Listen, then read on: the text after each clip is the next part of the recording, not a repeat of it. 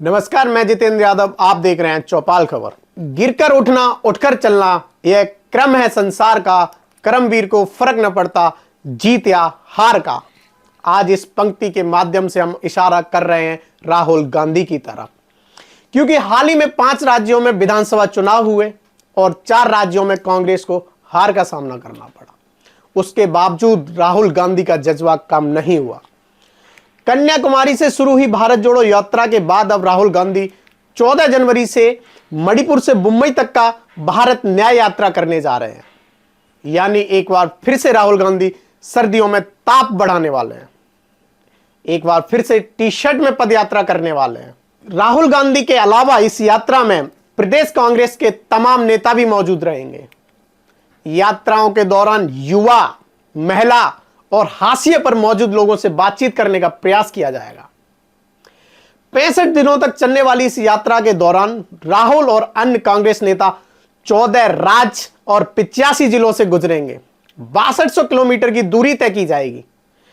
मणिपुर से शुरू होकर नागालैंड, असम, मेघालय, पश्चिम बंगाल, बिहार, झारखंड, उड़ीसा, छत्तीसगढ़, उत्तर प्रदेश, राजस्थान, मध्य प्रदेश और गुजरात के कुछ हिस्सों से होकर यह भारत न्याय यात्रा महाराष्ट्र तक पहुंचेगी।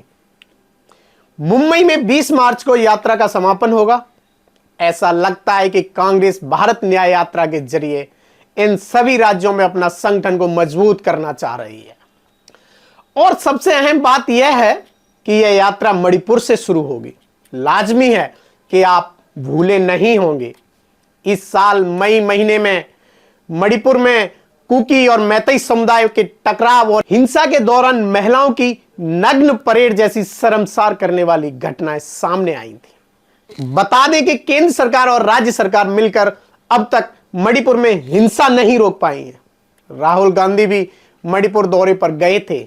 उन्होंने हिंसा पीड़ितों से मुलाकात भी की थी। इतना ही नहीं, कांग्रेस मणिपुर हिंसा को लेकर संसद में सरकार के खिलाफ अविश्वास प्रस्ताव भी लेकर आई थी, पर यह प्रस्ताव गिर गया था। मणिपुर के मुद्दे पर सरकार ने कोई एक्शन नहीं लिया, बिल्कुल चुप्पी साध ली गई थी। यहां तक मणिपुर के सांसद को भी संसद में बोलने नहीं दिया गया था। तो क्या अब कांग्रेस की यह भारत न्याय यात्रा मणिपुर के पीड़ितों को न्याय दिलाएगी? यह बड़ा सवाल है। कांग्रेस महासचिव जयराम रमेश ने यह कहा भी है कि इस यात्रा का नाम न्याय यात्रा रखा गया है क्योंकि हम जनता को आश्वासन दिलाना चाहते हैं कि आर्थिक, सामाजिक और राजनीतिक न्याय उपलब्ध कराएंगे।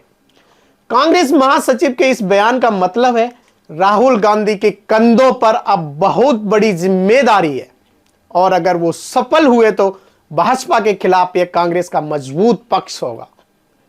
तो देखना यह है कि भारत न्याय यात्रा कितना कारगर साबित होती है। इस यात्रा से 2024 लोकसभा चुनाव में कांग्रेस की सफल वापसी हो पाएगी या नहीं?